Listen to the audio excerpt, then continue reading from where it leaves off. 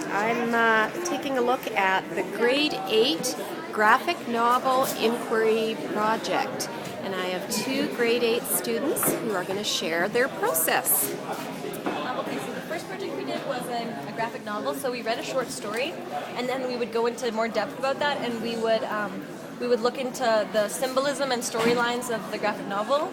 So we also worked a lot on paneling. So especially for this one up here, we worked on like small panels, larger panels, and we work on different viewpoints of the story. So instead of just reading the short stories, what we did is we actually made a graphic novel on them, and we went to more depths as we read. And then the other project we did was the magazine over here. Yeah. So every student chose a book. It was like a novel or something. So like one person did the Born Identity. I guess it's not on here anymore, but yeah, over here the Born Identity. And then another person did like the Hunger Games, or like we just chose a novel. And then based on that novel, we made a magazine.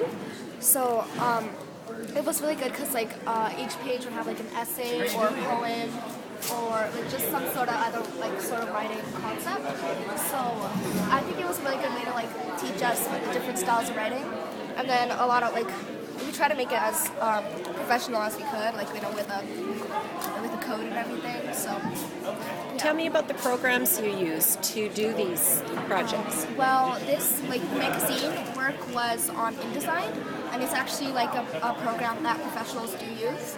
So yeah, we had like an InDesign, a person who knew how to use InDesign, and he came into our class and he just showed us like different, like how to use it and everything. Now that's a professional program, so Yeah. So it was a little bit hard at first, but we got the hang of it after. Yeah, and then for this one we used Pixted, which is, I'm pretty sure it's a free program. You just have to sign up online, and Pixted is a special comic, it's a website you can use to make graphic novels, comics, things like that.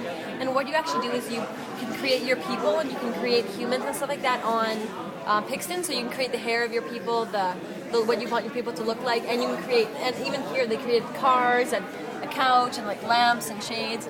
So it was a lot of work even on the computer, but that's why Rouge and I prefer to do it drawing, because the creativity was like, we could do whatever we pleased. Yes. But yeah.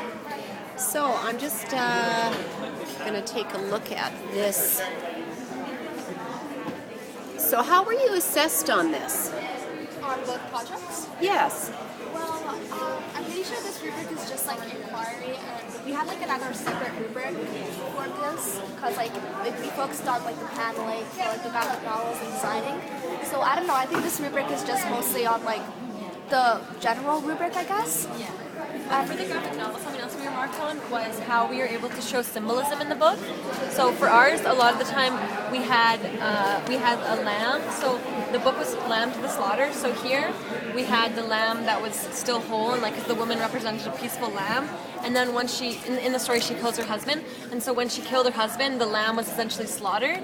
Oh, so the that picture was falls off. The picture falls off, so that was the symbolism we used. And in a lot of other stories, they use symbolism and other things like that. And he also wanted to be creative and not just based right off the story. He wanted new things. And then for the magazine, we were kind of marked on, inside the magazine, there were essays and poems. So we were marked on our writing ability, the design portion of it was a different kind of mark, and then there was the writing ability was also another mark. Yeah, and we did interviews with the character. Yeah. Interviews with the character. So, yeah, we chose a character from our book and we did an interview with him, with that person. Yeah. Now, are one of these yours? No, but this is a boy in our classes.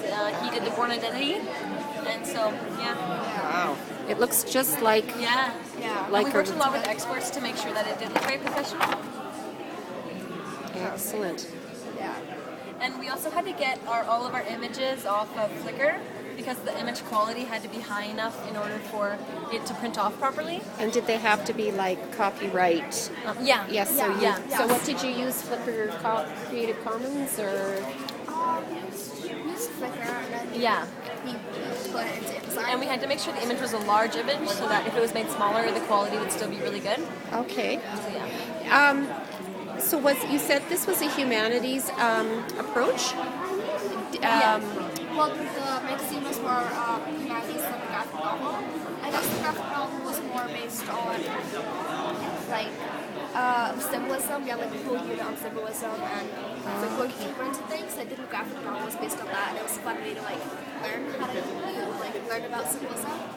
So Oh yeah, but I guess going back to that rubric, I think that's the rubric that we use when they're giving us our inquiry marks or report cards. Okay, so this is sort of a common one that you would use? Yeah, like I don't know if you have it in any projects. Just Yeah, it's the Galileo one, I think, if I'm right. So I just want to take a look at what your categories are: authenticity beyond the school, assessment, appropriate use of technology, academic rigor, connecting with expertise, and active exploration.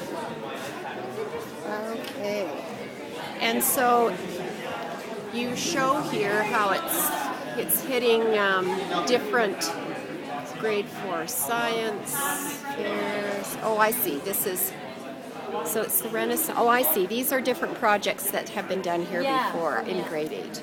Okay. Thank you very much, ladies. No problem. Thank you.